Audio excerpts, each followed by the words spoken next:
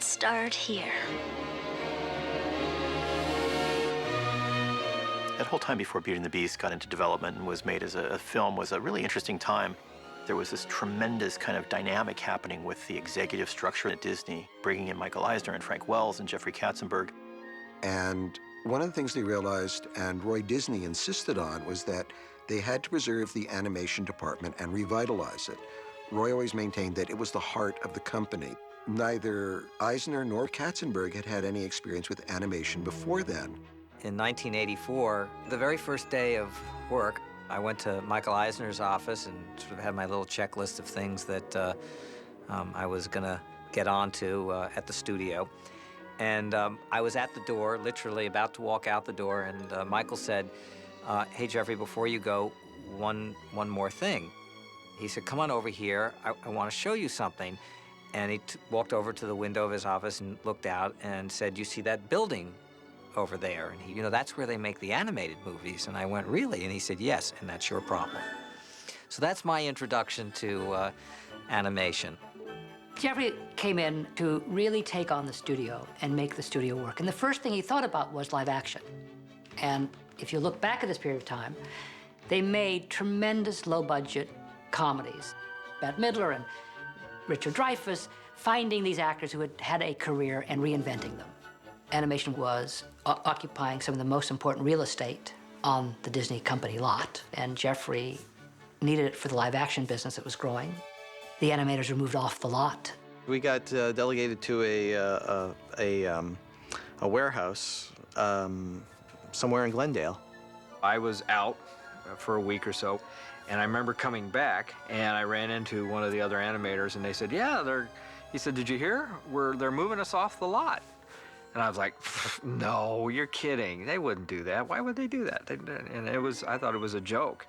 And unfortunately, I found out later that it wasn't a joke. And I still have the copy of the memo from Roy Disney. I did Roger Rabbit in London, and then I arrived at Disney Animation in America, and everyone was working in a warehouse. It seemed totally normal to me because I didn't know anything else. But you know, then I started hearing stories like, yeah, they kicked us out of the building, and said, what building? So I go to the Disney main lot and see the building that Walt built for them after Snow White. I said, oh wow, this is like hallowed ground. It was just kind of sad to think that you came to the Disney studio here in Burbank, but animation wasn't there anymore. I don't blame the powers that be for shifting us around, because we got to do such great work. Ultimately it doesn't really matter what building you're in. Some of the best films that were produced out there, which just goes to show you, it doesn't matter where you do something, it's what's in your heart while you're doing it. Peter Schneider years later said, we needed to move out of that building because it was haunted too heavily by the ghosts of the past. Not in any sinister way, but there was so much legacy attached to that. Some days it really was, you would be sitting at your desk and just think, I'm not worthy. I'm not worthy, I can't do this. Whereas when they had us in these, rundown warehouses, it was a more informal environment, and I think it pulled us together. I really did. I think it made us more of a team, more of a family, more of a community. I think goal to reinvigorate, reinvent animation, and to give it a link. And I think he was somewhat skeptical in the beginning, because his background was live action. But he fell in love with the medium. And it was amazing watching the transformation of this guy who was so completely Hollywood and live action centered to be won over by animation. And as he learned to love the legacy, he also came to warn us almost daily. He would say, you guys are worried about Ariel, how is she going to compare to Snow White, and how is she going to compare to Sleeping Beauty? The audience isn't going to compare her to Sleeping Beauty. They're going to compare her to Julia Roberts. And I think it really adjusted everyone's perspective in a very healthy way. So now all of a sudden you have this group of kids at the studio longing to be, the filmmakers that the previous generation had been, Walt Disney's generation. And now they have their opportunity. When I started at the studio in '74, a very small group of masters had created, perfected an art form, And they had gotten to a point where they really Step in and pass the baton on to us. And suddenly the films began getting more attention. And as they had in Walt Disney's day, they were not only at the forefront of animation, the art form, they were also at the forefront of filmmaking. We all knew as a studio that we had been sort of gaining momentum with the Roger Rabbit, Little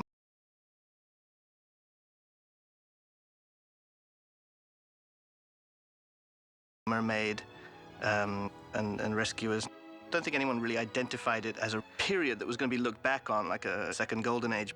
Well, the pressure to fill the pipeline with movies, driven by VCR sales and just the demand for movies at the box office, kind of drove the idea of getting more new ideas. So I got this phone call from Jeffrey Katzenberg and Peter Schneider, and they asked me to jump in and develop a fairy tale called Beauty and the Beast.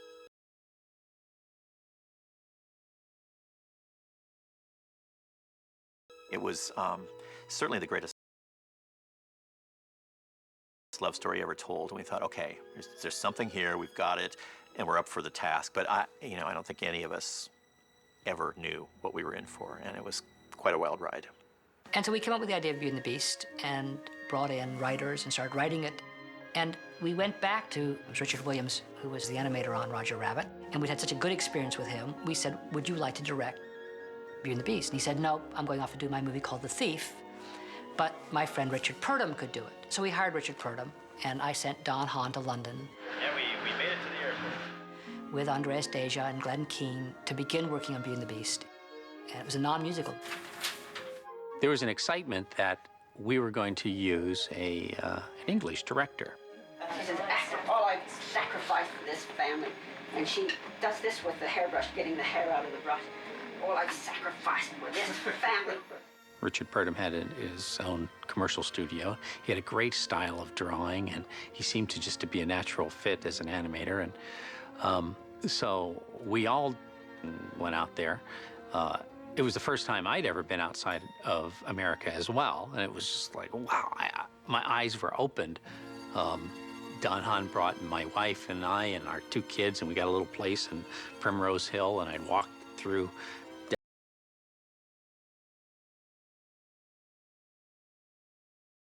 down past the London Zoo, and I'd see the wolves and animals there, which I would draw, and ended up using a lot of that influence on the Beast. For me, it was all such a big adventure. So they began a new life in a humble cottage in the country. Beauty and the Beast is one of the oldest and most universal fairy tales around. There are any number of variations on it, and it exists in pretty much every culture. But that doesn't mean that it's a story that's easy to tell, particularly not visually. And then Beauty and the Beast was kind of lying dormant in the Disney morgue for a long time. Walt Disney tried it, and it was always the same problem with that story. Yeah, it's a tough one. It's basically a story about a girl who keeps coming to dinner and keeps being asked to marry and saying no. That's pretty boring, you know? And I saw with Richard Purdom a great respect for the original story, the classic story, and he really wanted to stay very true to that, and with noble intention. It was going to be much darker, set in sort of an 18th century France, and a small but very talented group had worked on it for about 6 months. He spins slowly, as he slows down, he spins the other way. Yeah. Oh, that's like he this. sees the others. And he sees the wolf. Yeah, show the wolves like coming right up the camera, like coming right at him. And then the horse comes up and he's riding backwards on the horse now. yeah, that's funny. I mean, I did this whole wolf fight and storyboarded sequences, and as well as Hans Bacher and Andreas and Tom Cito. A number of artists all worked really hard on this. And they brought the first 20 minutes back to show Jeffrey and myself. Once there was a widowed merchant who had a beautiful home and many fine ships sailing the seas. We were all waiting to hear how it went, and Don came back and sat us all down at the studio there, and he said, well, I've got some good news and some bad news. And the bad news is, say, throughout the whole movie, and we have to start over again. But the good news is we planned this great field trip to the Loire Valley, and we're going to do research. We went down and we drank wine, and we toured through chateaus, and we took pictures, and we just absorbed all this amazing architecture and countryside from France, a lot of which ended up in the movie.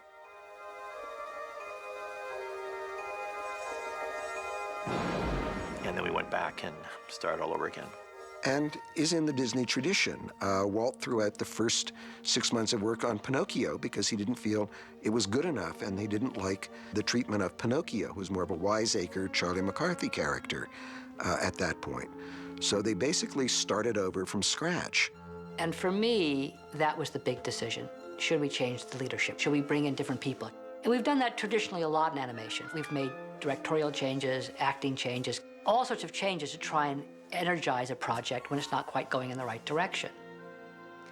And we did that on Beauty and the Beast. And in retrospect, rightly so, because it didn't have that pop, that kind of entertainment value. And the rather be lucky than smart, thesis of life, as Beauty crashed at its sort of stepping out is exactly the time when, Howard and Alan were sort of at the best of their work. Howard Ashman and Alan Menken had had great success on Little Mermaid, and they stepped in and started to musicalize it. And it was clear that music was an essential part of this. And we came up with the idea that maybe Howard should just take over Beauty and the Beast. And so Jeffrey buttonholed Howard, as only Jeffrey can do, and convinced Howard to write the songs on Beauty and the Beast with Alan. And I felt an inordinate amount of confidence that we could do something really special. I don't know why, but I guess maybe in your guts sometimes you know things. I felt like there were some really good people involved. So we hired two young story artists, Kirk Wise and Gary Trousdale. They had just finished doing something called Cranium Command down in Florida, a very nice little 6-minute piece, and we threw them into this. And it happened that fast. It was like we were looking around like, there's a hidden camera, huh? And it was that quick. We learned that there had been turnover with the creative leads, and they were they were minus a director again. We were not the first choice. Rob Minkoff, I believe, was the first choice, and he said, "Well, okay, I'll do it if you give me complete creative control." And I'm sure after the executives stopped laughing, they went to their second choice. And they said, okay, Kirk and Gary did this Cranium Command thing, and they didn't screw it up. If we sit on them and really watch them, we'll give it to them. So that's how we got in. And, it was, our jaws dropped. It was just one of those really rare opportunities that only comes along, a couple times in a lifetime. And even though we were both, scared out of our minds, we knew it was something that we had to do. We made them the acting directors, because we didn't want to trust them with this movie and call them the directors. We called them the acting directors. Which doesn't mean that we directed the actors. It meant that we were kind of supposed to act like directors, and maybe direction would happen. The last pedal, he takes his pointer and goes whack. He goes tink against the thing. Falls from this row, tink. Fortunately, it did. But yeah, it was like a 6-month probation. It was kind of a big deal that they called us in after the storyboard had, gotten up and the reels were more or less bought off on, and it was Jeffrey. It's like, all right, you guys have been doing good. You're gonna be the directors now. And so it was like, okay, we're real boys. Yeah, maybe it was a bit of a leap in it, but they were just, stars waiting to happen. So, yeah, it was theirs to lose, and I think that's probably the way I said it to them. Come on in, help shape this, pull the team together, show your leadership abilities. And they really did a spectacular job. Make no mistake about that. Kirk is just a really sharp story sense. It'd be wonderful if we could do this all in one shot. It'd be wonderful if we could go down from the ceiling, down to the drop to the floor, and get into this. Yeah, have them dance into camera. You can't talk to him very long without realizing, wow, this guy's got a good beat on entertainment.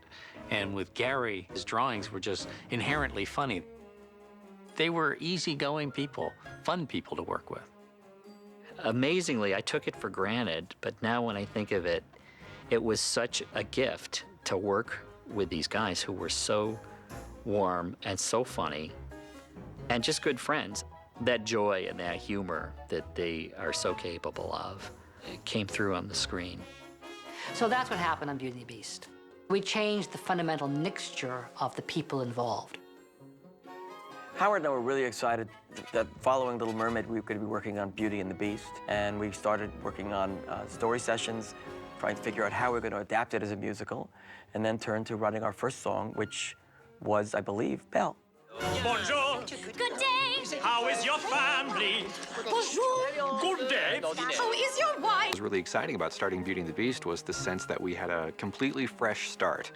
And suddenly here was the chance to take this material and really kick it up a notch, make it a full-out musical, develop new characters and new scenes, an entirely new movie. It's very encouraging. The only catch was we only had 2 years to do it. 1 year had already been eaten up by the previous creative team. Goodness, look at the time. We never really had schedules when the movie was done. It would come out, and it cost how much it would cost. Well, that's not a way to run a business, and of course, we learned that really fast. So that kind of discipline came from Jeffrey in terms of schedules and budgets, and that'll be what drives our business. You know, we're in a thing that's called show business. And it's neither just show or just business. And I think having a discipline, having deadlines is actually very valuable. People rise to the occasion having to deliver their best work to a finish line. So we stayed late, we came in Sundays, we ate cold pizza, we did everything we could to put our nose in it and really learn the craft and try to make the best movies we could. Kirk and Gary had been put on as directors maybe a month before I came on. And so the movie was just starting to get its rhythm going.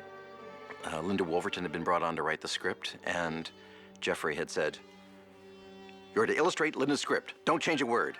And we all sort of felt like, but that's not our process. You know, making an animated movie is really tough, and it's a very different process, particularly for people that, like myself and Linda and others who have come from outside. I was sort of plunged into a world that I did not understand. I didn't understand how the things were reworked and reworked and reworked and put up on boards. And no one really explained it to me. Animation, by its nature, is a very collaborative process, and I think for some people who work outside of animation, it takes them a little while to get used to it. Sometimes when a writer comes on who's not used to that process, they might feel like, hey, how come you're changing my words? But that's the process. I mean, we could move them a little closer together. Gotta move them a work, little, but I'm worried right about. now they're like 1, 2, 3, 4. I'm, They're really I'm worried evenly about spaced. just sight lines. We're always looking for the better idea, for the better way of doing something, and it's been that way since Walt's day. In Walt's day, there was very rarely, if ever, any actual typed-up script. He wanted the artist to work from storyboards, and very often he would make them do something entirely in mime and then add dialogue only when they needed it. And on Beauty and the Beast, there were a lot of fights when the directors and story crew basically said, yeah, you tried it this way, now we're translating it into drawings, and we're going to be reworking some of it, and we're going to see what works visually as we develop it. Was not always a happy, peaceful, friendly relationship. So we had some pretty good arguments. But it was passionate because we all believed in it so much. We all believed that this could be something remarkable. It was birthed by fire. And it came to a head at one point in a big meeting. Linda was saying, they're changing my writing, and I was saying, but we have to do our job. I would write a scene a certain way, and then they would storyboard it, and I would go the next day, and it was entirely not the scene. So I'm not happy. And Peter Schneider, with his Solomon-like wisdom, said, all right, it sounds like the two of you have to work more closely together, work in the same room. And so it was like, both of us. But really, that was the best thing we could have done, because then Linda came into work, in my room, which I shared with Brenda Chapman, and we started talking about the story. And she started coming around with me on my rounds when I'd go to the story guys and looking at the boards, and she started seeing how the process worked, was getting excited about it, and was feeling a part of it. And when that happens, the sparks start flying. So it was a happy ending. By the way, thank you for saving my life. You're welcome. Musicals, whether animated or on the stage, it's the most collaborative art form. So you could hate somebody, you could love them. If you're working towards a goal together, you're going to work together until you reach that goal. I mean, the headline is the legacy. The headline is not the conflict. The conflict is just something you will endure. It could be chaotic, and in addition to the high command, like Jeffrey Katzenberg, Michael Eisner, Roy Disney, and then we had Howard and Alan, and then you got the lead animators, and each one of them is like the movie star, and they've got something to say about their character, and it is a little like running a circus. You've got the bears, or you want to keep them from running amok over here, and the plates are all spinning over here, and there's the fire eater back there, and you want to keep everybody going and everybody doing their job. You all know your assignments. Half of you to the west wing, half of you to the east wing. The rest of you, come with me. The story problems, were legion. Yeah, I mean, I think Beauty and the Beast, because it's really a story about these two characters, it was a question of sort of who you want the spotlight to be on. Is this really Beauty's story? Is it really the Beast's story? And I think Howard Ashman's kind of breakthrough was that the character who goes through the greatest change, both inwardly and outwardly, is the Beast. Therefore, it's the Beast's story. And Howard really did want to create the tragic hero out of the Beast, which he did by creating the backstory of how the enchantment happened. The old beggar woman coming to the castle and him being rude to her and casting the spell on the prince and all. The idea of a curse, a mistake you made a long time ago that you have a very slim chance of ever redeeming yourself. It's about redemption. And I think that was really the breakthrough that perhaps other versions of the story hadn't achieved. Just a little change. Small to say the least, both a little scared, neither one prepared, Beauty and the Beast. Telling it through music gave us a lot of shortcuts because, as Howard pointed out, you can say a lot of things through a song that no self-respecting actor would speak. So you can get a lot of obvious, boneheaded exposition out through a song, and it's great. Whereas if you just said it, you go, oh, I don't buy this at all. One of the challenges that we had to face story-wise on this movie was what are the rules of the magic, if you will. We settled early on the idea that all the enchanted objects in the Beast's castle were the household staff of the Beast when he was still in his human form. Who said anything about the castle being enchanted? And it wasn't that much of a leap after that. Just to look at the physical aspects and characteristics of the object, the candelabra, it is not so much warm as hot. He's fiery. So you bring the romance into that, and the tightly wound particular clock that's always worried about time and schedules. This has gone far enough. I'm in charge here. He was a kind of a mid-level executive.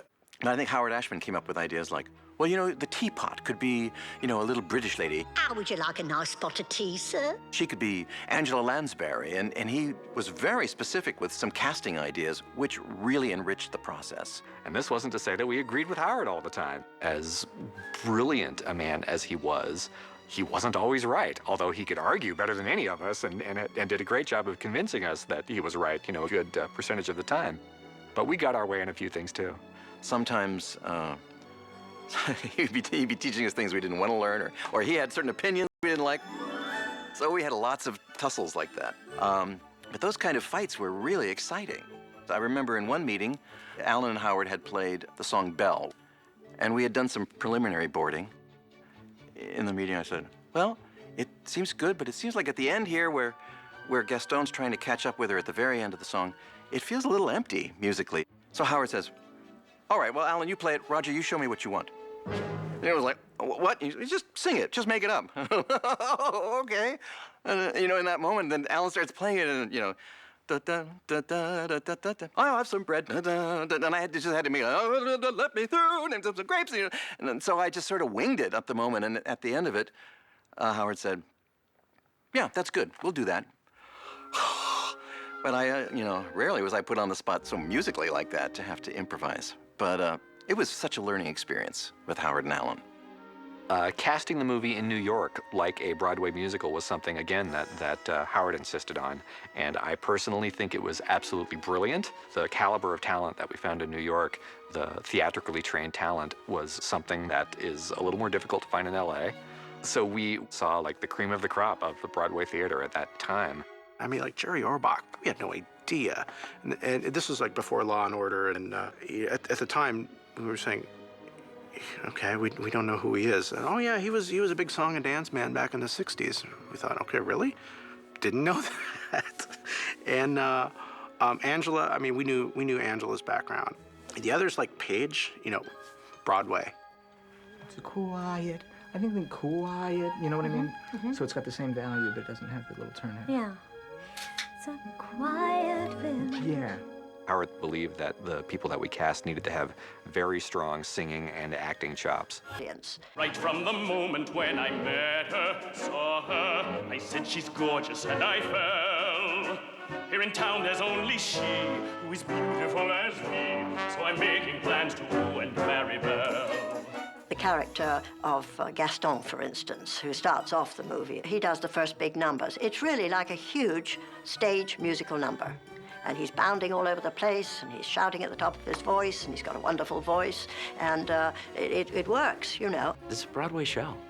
This is really a Broadway show. I mean, that's how it felt when you read it, and all of these pros came to audition for it. They auditioned about 500 Broadway actresses for Belle and all the other characters, and pretty much went for an entire Broadway cast. There must be more than this provincial life. Just what I'm going to make Belle my wife.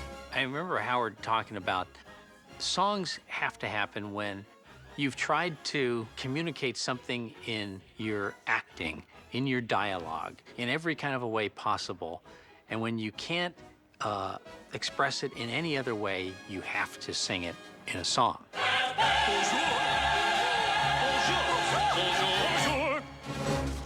But with Beauty and the Beast, there was this one point where we needed this moment where Belle falls in love with Beast. It just wasn't clicking. And he wrote the song, There's Something There.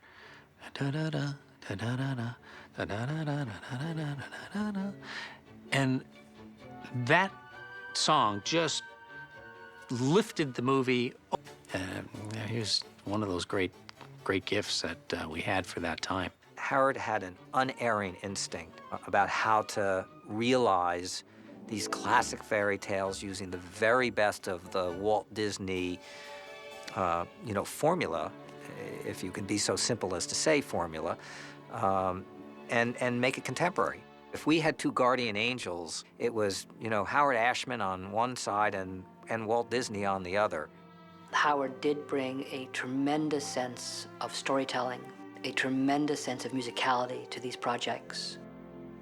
He wasn't a unique man, and I think he, in some sense, waved his magic wand on these movies and had an enormous effect on the direction they went in. While we were working on Beauty and the Beast, really none of us had a clue how seriously ill Howard was. One of the reasons we didn't was he was so energetic and so productive. We were often flying out to New York to work with Howard, sometimes even in his hometown of Fishkill, and very naive, just assumed it was because, Howard was a big shot, you got to move the mountain to Muhammad. The real answer was that Howard was quite ill. It's kind of ironic and kind of sad, but he wrote some of his most beautiful music ever in the last months of his life for Beauty and the Beast. The Disney artists of the 30s and 40s were discovering that art form and inventing it and creating it.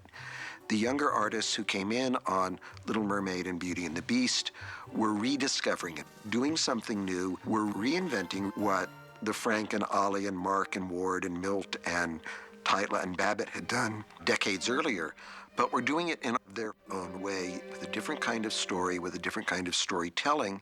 That was a period in my life when I was really trying to study Disney animation as much as animate. I would go down to what they called the morgue, the animation research library, and get out old animation from Sleeping Beauty and Cinderella and things like that, and really study it to see how it's put together. So there's a definite connection which is still there. We still hold those guys in tremendous awe and respect, because if you think about it, all we really had to do was stand on their shoulders. Those guys made it up. We couldn't have done Beauty and the Beast without that link to the past, without that whole Disney lineage, that line that went through all those pictures. All the inexperience that our young crew had, we came just out of art school, you know, and here we are stepping in the shoes of the 9 old men trying to do an animated classic. So we needed a few movies to get our feet wet and gain experience, and that actually happened. Looking back at these movies now, Black Cauldron, Great Mouse Detective, Oliver and Company, Roger Rabbit, Little Mermaid, each one is better than the other, especially technically, animation-wise, just giving us a chance to crawl into our character, learning to express yourself, because animation is really hard. It just takes a long time to become a good animator. It's a culmination of years of extraordinary work. All these artists grew and learned their craft, and then they applied that to Beauty and the Beast. You know, Belle, there's not a girl in town who wouldn't love to be in your shoes. Andreas had his work cut out for him doing Gaston, who had on one hand had to be handsome, and on the other hand had to be incredibly evil. That's an interesting challenge in animation. I think every animator had their own challenge.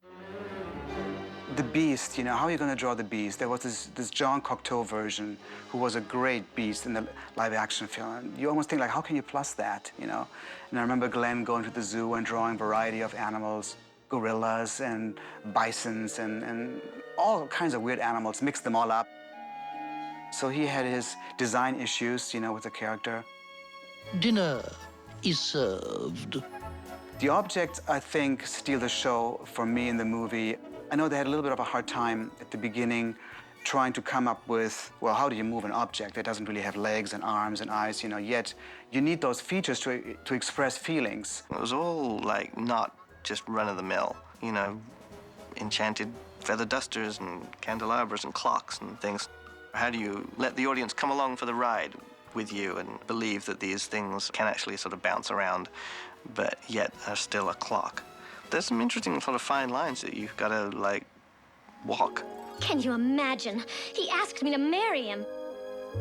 Belle fits into what I call our new style of princesses. A lot of the earlier princesses, you know, Snow White and Cinderella, things would happen to them, and they were more reactive.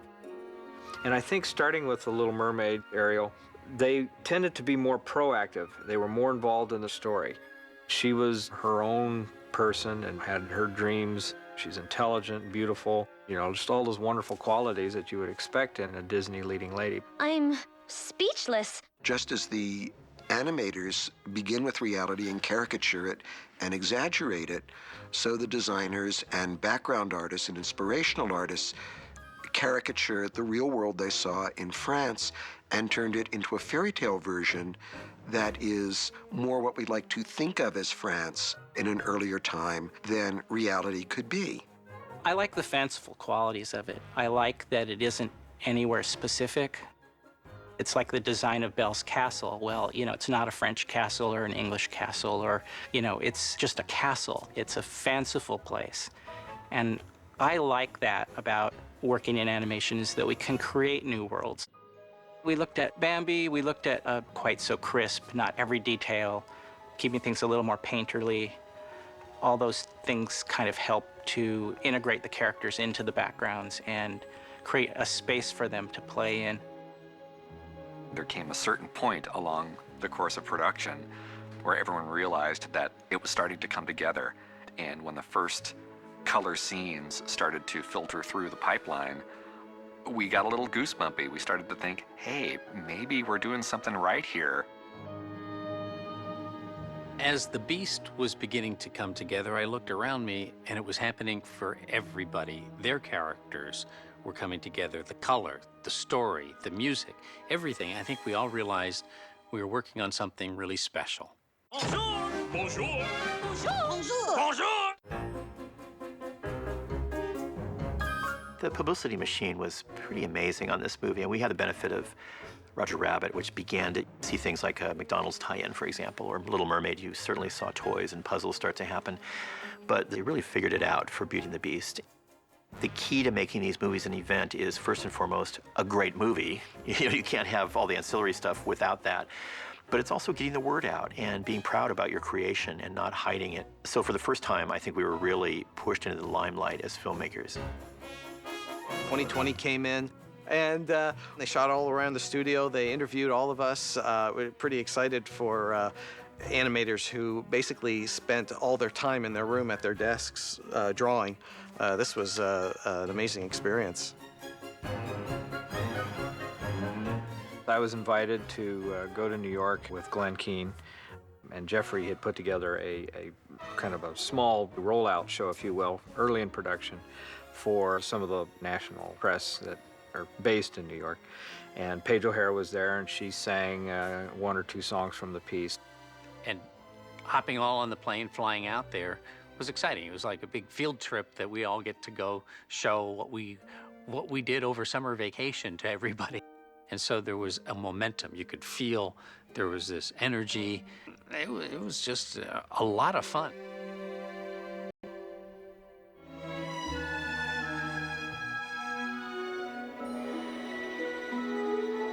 The only thing that was a little sad about that trip was Howard Ashman was already in the hospital.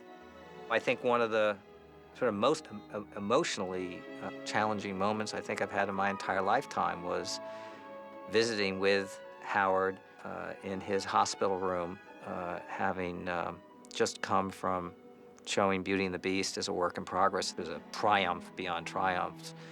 And to be able to have shared that last moment with Howard was, you know, heartbreaking in a way. I mean, you know, it was joyful for him and heartbreaking for us. He was dying. He was 80 pounds, lost his sight.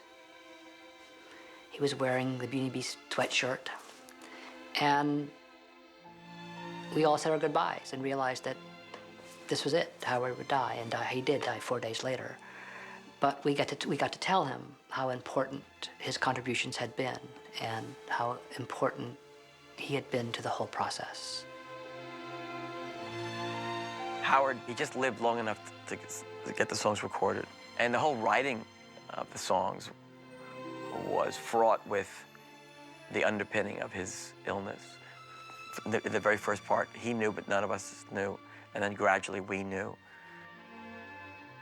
And really, you know, he was the heart center of the project, and he was dying. So imagine what that emotionally does. You know, when I wrote the score, I'm sure it lent a lot of extra depth. Talk about sweet and sour, talk about hot and cold, talk about happy and sad, all hitting at the same time. And it was very intense.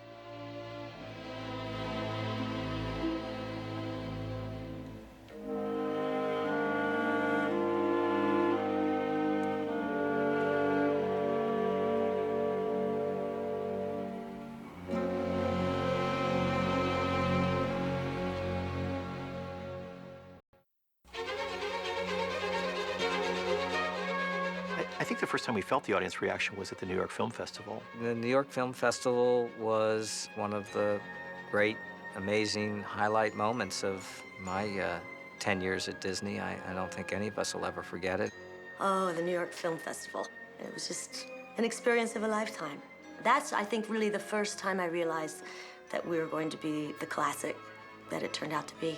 The movie was almost done, and Gary Calkin, one of the marketing guys who was brilliant at that time, suggested we show an unfinished version in New York, and we thought, you're nuts. I mean, nobody's going to want to look at this.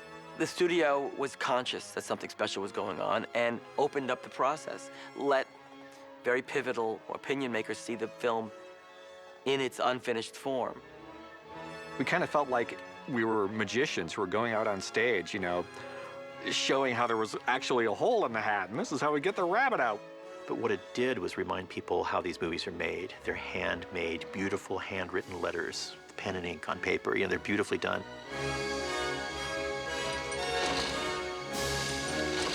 Now can I open them? All right. Now. I remember going to Lincoln Center and standing up on stage and introducing it and say, you'll see some things that are in pencil test, aren't quite painted, and I'm going, we are out of our minds.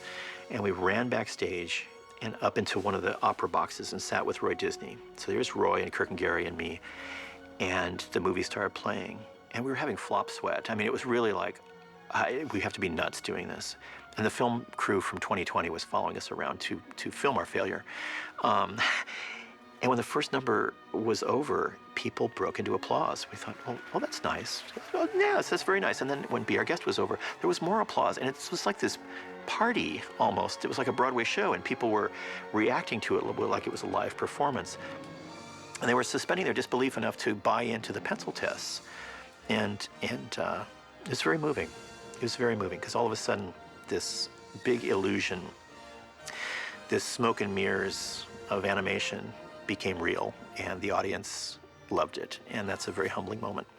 It was tremendous. I remember getting a little squeeze on my shoulder from Roy Disney, who was sitting behind me, and it was just, without a doubt, one of the most thrilling experiences of my life.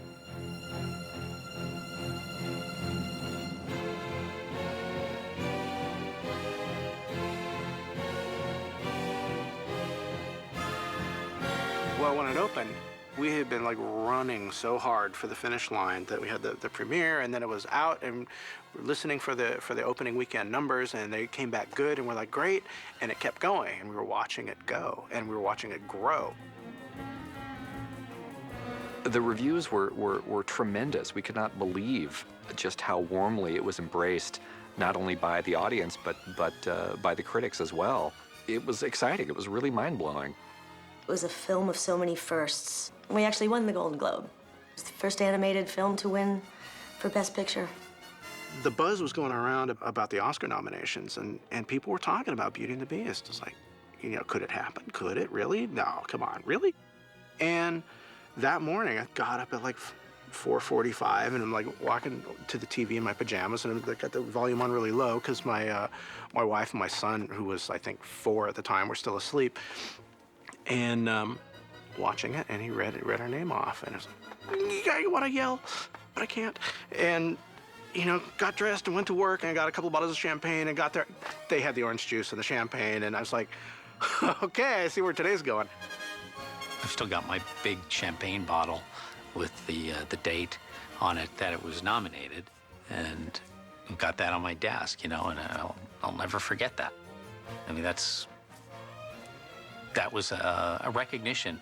It was a true compliment to the animators, to the director, Kirk Wise and Gary Truesdale, to Don Hahn, all the animators, everyone who literally sat there for over 3 years, people who normally don't get the limelight.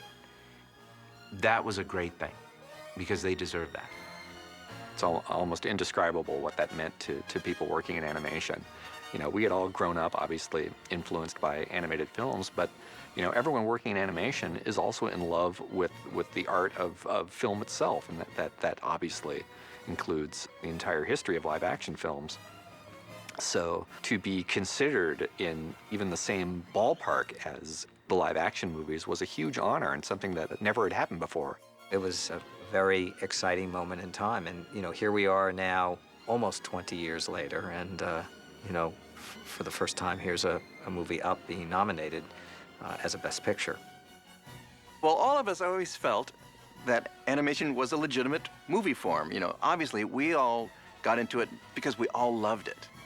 And everyone always kind of felt like you were kind of the Hollywood stepchild. But when Beauty and the Beast got the nomination for Best Picture, I do think everyone felt kind of vindicated in some way. He got a little flack. There was some, you know, in the Hollywood community that kind of, you know, what is this, you know, going on, a animated film getting Best Film, you know, but why not? You know, if people, the audiences across the country, across the world, embraced it and felt that this was truly one of the best movies of the year, why not give it an Oscar nod? Bravo! That was wonderful. Should we have felt like, oh, it's about time? No, I just think all of us were just really proud. I just think there wasn't any of that at all. It was all just a really sort of just an excitement.